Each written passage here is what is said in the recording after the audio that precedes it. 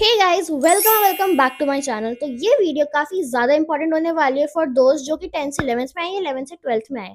If you are someone जिसको अपने class 12th के बोर्ड एग्जाम्स में अच्छे नंबर स्कोर करने हैं तो इस वीडियो को एंड तक देखना। इसमें मैंने अपनी सारी मिस्टेक्स बताए, सारे रिग्रेट्स बताए थे ताकि तुम लोग वो चीज रिपीट ना करो and you easily score 95 above in your class 12th exams. So let's get started. So let's begin from the starting. तो सबसे पहला मेरे जो मैंने गलती करी है एंड जो मैंने रिग्रेट कर रही हूँ मैं उस चीज का, वो है डमी स्कूल लेना। तो देखो, अगर तुम कॉम्पिटेटिव एग्जाम के लिए प्रिपेयर कर रहे हो एंड तुम काफी ज्यादा सीरियस हो एंड तुम अपने से पढ़ सकते हो तुम्हारी एनसीईआरटी भी, then you should go for dummy. अगर तुमसे नहीं हो पाती एनसीईआरटी खुद से, यू नीड अ टीचर, तो फिर then you should join a regular school, क्योंकि बहुत लोगों के लिए इतने दिनों तक डिसिप्लिन मेंटेन करना is very very difficult and वो बीच में टूट जाता है। जैसे हमारी मोटिवेशन डाउन होती है एंड सब कुछ फिर खराब होता चला जाता है, या फिर तुम्हारे मार्क्स अच्छे नहीं आ रहे and you don't feel good, you don't feel like studying NCERT and तुम उसको इग्नोर ही करते चले जाते हो विच एड्स अप एंड तुम्हारे बेसिक्स बिल्कुल ही अनक्लियर रह जाते हैं। तो इसलिए if you are a person जो कि खुद से अच्छे से पढ़ सकता है, सेल्फ स्टडी कर सकता है, एनसीईआरटी को फोकस कर सकता है, then you should take dummy. Otherwise don't take dummy school and go to normal school, इससे तुम्हारी एनसीईआरटी साथ साथ कवर होती रहे। तो जो सेकंड मिस्टेक है वो सब करते हैं, हर कोई करता है जो भी 12th क्लास में आता है। They consider board very easy and वो सोचते हैं बोर्ड तो आसान सा ही है, हम ऑलरेडी कॉम्पिटेटिव एग्जाम के लिए प्रिपेयर कर रहे हैं तो हमारा बोर्ड तो आराम से हो ही जाएगा। And that is the wrong thing. तो हमको अपने बोर्ड एग्जाम के लिए स्टार्टिंग से प्रिपेयर करना है। ये सब तो सभी को पता है कि हमको फर्स्ट डे से पढ़ना है, बट हमको स्टार्टिंग से आंसर राइटिंग की प्रैक्टिस करनी है।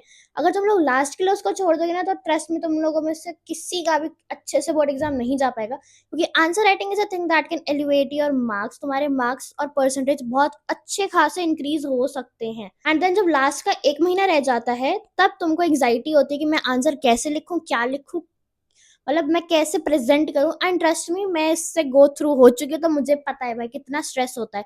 एंड बोर्ड्स के लिए तो एनसीईआरटी अच्छे से रट लो, लाइक याद करो, तुम्हारे दिमाग में बैठ जानी चाहिए एनसीईआरटी, एंड वो चीज होगी स्टार्टिंग से ही। उसके लिए तुमको उसके बैक एक्सरसाइजेस भी करनी पड़ेंगी सारी की सारी, एंड इन टेक्स्ट क्वेश्चंस भी करने पड़ेंगे सारे के सारे ही। अपने स्कूल के सारे एग्जाम्स को बिल्कुल सीरियसली लेना, ऐसे लेना कि हमारा बोर्ड का एग्जाम है, तभी तुम्हारे अच्छे मार्क्स आ पाएंगे at the end of your class 12th। Third thing is NCERT ignore करना। जैसे कि मैं तुमको पहले बताया कि NCERT is very very important. अब मैं तुमको बता दूं कि कौन सा ऐसा सब्जेक्ट है जिसकी अगर तुम एनसीईआरटी ही अच्छे से कर लो तो तुम्हारा एक अच्छा खासा लेवल तुम्हारे कॉम्पिटेटिव एग्जाम के लिए भी कंप्लीट हो जाएगा, and that is chemistry. Chemistry की एनसीईआरटी चाहे वो ऑर्गेनिक हो और इनऑर्गेनिक हो या फिर फिजिकल हो, वो मोर देन इनफ है। अगर तुमने उसके सारे क्वेश्चंस अच्छे से कर लिए ना, तो you can easily score 95 above in your chemistry board exam, especially in organic, क्योंकि उसमें डायरेक्ट रिएक्शंस ही आ जाते हैं। You just have to learn each and every reaction बहुत ही ज्यादा अच्छे से। द नेक्स्ट रिग्रेट इज कि बैकलॉग को इग्नोर करना। देखो, मेरे 11th में बैकलॉग था काफी सारे टॉपिक्स का, जैसे जीओसी हो गया, जो कि काफी ज्यादा इंपॉर्टेंट टॉपिक हो जाता है हमारा आगे की ऑर्गेनिक केमिस्ट्री पढ़ने के लिए। अगर तुमने अपना बैकलॉग टाइमली क्लियर नहीं करा तो ट्रस्ट में तुम्हारा कभी भी क्लियर नहीं हो पाएगा, एंड तुम्हारे एग्जाम से एक दिन पहले तक भी तुमको समझ नहीं आ पाएगा कि प्लस साइड इफेक्ट क्या होता है, माइनस साइड इफेक्ट क्या होता है, कैसे क्या हमको ऑर्डर लिखना है, कैसे आंसर लिखना है। एंड ये तुम्हारे साथ तुम्हारे एग्जाम में भी हो सकता है। सो इसके लिए तुमको अपना बैकलॉग सबसे पहले खत्म करना है। अभी जो तुम्हारी ब्रेक होंगी उसमें तुम लोग अपना जो बैकलॉग है वो क्लियर करो ज्यादा से। You have to complete then timely, नहीं तो तुम्हारा पूरा 12th स्ट्रेस भरा रहेगा।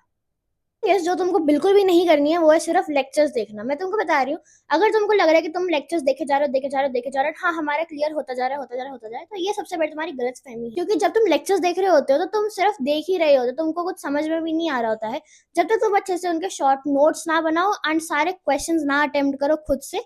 लेक्चर खत्म होने के बाद खुद से सेल्फ स्टडी ना करो। अगर तुम सिर्फ लेक्चर ही देखते रहोगे, एक्सपेक्ट करोगे कि मेरे 100/100 नंबर आ जाएंगे, तो then you are living in a delusion and you need to get out of it ASAP। Next thing is over planning. अगर तुम सिर्फ टू डू लिस्ट ही बनाते रहते हो, प्लानर्स ही बनाते रहते हो, हर टाइम पढ़ाई से पहले तुम प्लान बनाने बैठ गए हो, फिर तुम्हारा अगला स्टडी सेशन है उससे पहले तुम फिर प्लान बनाने बैठ गए हो, तो तुम्हारा पूरा साल प्लानिंग में ही निकल जाएगा। इट डज नॉट मैटर तुम कौन सी क्लास में हो, 11th में हो या 12th में हो, तुम्हारा पूरा टाइम प्लानिंग में ही चला जाएगा। एंड अगर तुमको प्लान करते करते कोई चीज मिस आउट हो गया एंड तुमको फिर वो पढ़ाई करते करते याद आ रही है, तो देन एक पीस ऑफ पेपर लो या स्टिकी नोट लो, उस पे लिख दो एंड उसको चिपका दो, ताकि तुमको अगली बार वो याद रहे। एंड पढ़ाई करने से पहले अपने ब्रेन की सारी जो भी चीजें हैं ना, वो एक पीस ऑफ पेपर पे लिख दो। कि हमको ये करना है, ये करना है, ये करना है, ये करना है। ये चीज़ यूजुअली एक दिन पहले करनी होती है, but if you forgot and तुमको याद नहीं रहा, तुम्हारे पास टाइम है, तुम ज़्यादा ही थक गए, पढ़ के तुम इतना थक गए, तो फिर तुम अगले दिन कर सकते हो सुबह पढ़ने से पहले। इससे तुम्हारा दिमाग क्लियर हो जाएगा बिल्कुल, and you can easily study and concentrate on your पढ़ाई। द नेक्स्ट थिंग इज अपनी नींद को सैक्रिफाइस करना। तो आई थिंक मेरे हिसाब से तो सबका स्लीप पैटर्न अलग अलग होता है। कोई 7 घंटे सोता है, कोई 8 घंटे सोता है, कोई 4 घंटे में ही उसकी प्रोडक्टिविटी हाई हो जाती है। एंड तुमको अपना स्लीप पैटर्न अपने हिसाब से डिसाइड करना है, कुछ दिन देखे कि तुमको कितने घंटे नींद की जरूरत है एंड कितना घंटा नींद इज ओके फॉर यू। कभी ऑल नाइटर पुल करने की सोच रहे हो एंड तुमको करना करना है, तुम करना चाहते हो, then don't do it, do not do it, it is not worth it. मैं बता रही हूँ तुमको, मैंने बहुत सारे ऑल नाइटर्स पुल करे हैं एंड उसके बाद जो तुम्हारे अगले के 3-4 दिन होते हैं ना, वो इतने ज्यादा अनप्रोडक्टिव, इतना ज्यादा तुमको इरिटेशन रहेगा, तुमको कुछ समझ में भी नहीं आएगा and it will be really really horrible. तो ऑल नाइटर पुल मत करो, स्पेशली एग्जाम से एक दिन पहले। मैंने फिजिक्स के एग्जाम से एक दिन पहले ऑल नाइटर पुल करा था। बोर्ड एग्जाम से नहीं, मेरा हाफ ईयरली का पेपर था and let me tell you, it went really bad. बहुत ही गंदा पेपर हुआ था मेरा एंड जो मुझे आता था मैंने वो भी गलत कर दिया था। तो इट इज़ वेरी इंपॉर्टेंट कि तुम एग्जाम से पहले कुछ घंटे की नींद तो लो। देखो, एग्जाम से एक दिन पहले तो नींद किसी को आती ही नहीं है। जिसको भी आती है, या तो उसने सब कुछ पढ़ रखा है या तो उसने कुछ ही नहीं पढ़ रखा है। दो ही टाइप के लोग होते हैं इसमें, है ना।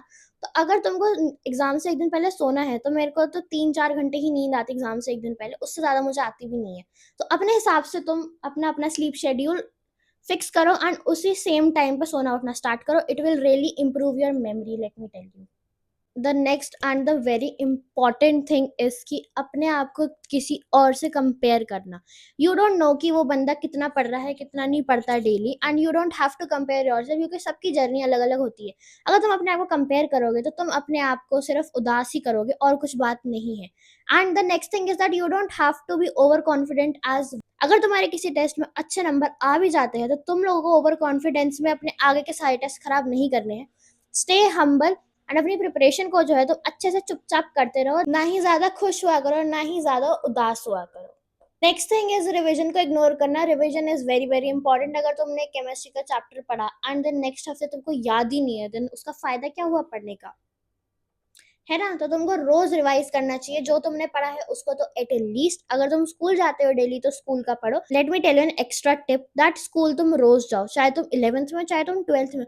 स्कूल जाओगे तो तुमको पता चलेगा कि क्या चल रहा है, कैसे आंसर लिखने हैं, टीचर्स तुम्हारी हेल्प करेंगे, तुम्हारे एग्जाम्स में नंबर देखना कैसे बढ़िया बढ़िया आते रहेंगे and at the end of the day तुम बोर्ड्स में भी अच्छा स्कोर कर पाओगे। उसके साथ साथ तुमको इंटरनल और प्रैक्टिकल्स का भी आइडिया मिलेगा कि तुमको कैसे क्या परफॉर्म करना है एंड कैसे अपनी फाइल्स बनानी है। इससे जब एक्सटर्नल एग्जामिनर आएगा इन 12th ग्रेड तो तुमको काफ़ी ज़्यादा हेल्प हो चुकी होगी already and you will not feel nervous at all. जैसे मैं तो बहुत ही कम स्कूल जाती थी, तो फिर जब मेरा एक्सटर्नल एग्जामिनर जब आए थे, जब मेरे एक्सटर्नल्स हो रहे थे क्लास 12 के, तो I was really really nervous literally भाई। ऐसा लग रहा था मुझे मैं मरने वाली हूँ वहीं पर ही भाई। इतना ज़्यादा मेरे को स्ट्रेस हो रखा था, इतना ज़्यादा मेरे को लाइक एंग्जाइटी हो रखी थी कि मेरे दिमाग ही नहीं चल रहा था। जो मुझे आया था मैं वो भी भूल जाती थी। बट हाँ, उसके लिए तुमको अच्छे से अपनी प्रैक्टिस करनी है एंड अपने टीचर से तमीज से ढंग से रहा करो ताकि वो तुम्हारी हेल्प करते रहे। टीचर से अच्छे से रहना तो एक नॉर्मल सी ही चीज़ है, वो तो सभी लोगों को करना चाहिए। बट हाँ, कुछ लोग होते हैं जो नहीं करते, तो या तुमको बहुत अच्छे से रहना चाहिए ताकि तुम्हारी हेल्प भी हो सके। It is a normal thing that every one should do. And the last thing जो मैं कहना चाहती हूँ कि क्लास 12th बिल्कुल भी टफ नहीं है हमारी, बिल्कुल भी टफ नहीं है। 11th है टफ एंड 12th के आधे से ज़्यादा चैप्टर्स 11th से काफ़ी ज़्यादा आसान है, तुमको बता रही हूँ।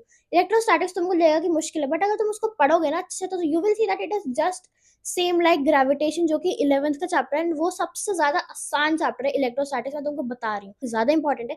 डेरिवेशंस, डेरिवेशंस को शुरू से करते हुए चलना, तभी तुम्हारे अच्छे नंबर आएंगे। मैं तुमको बता रही हूँ फिजिक्स का जो मेरा पेपर था उसमें बहुत सारी डेरिवेशंस आई थी क्लास 12th की। अब मुझे पता नहीं मेरे मार्क्स कितने आएंगे। I am just telling you my mistakes जो मैंने करी थी and I don't want you to repeat them. तो प्लीज़ इन सब चीज़ों को मत करना एंड तमीज़ से चलना अपनी क्लास 11th में एंड क्लास 12th में। तुम्हारे नंबर बहुत ही ज़्यादा अच्छे आएंगे।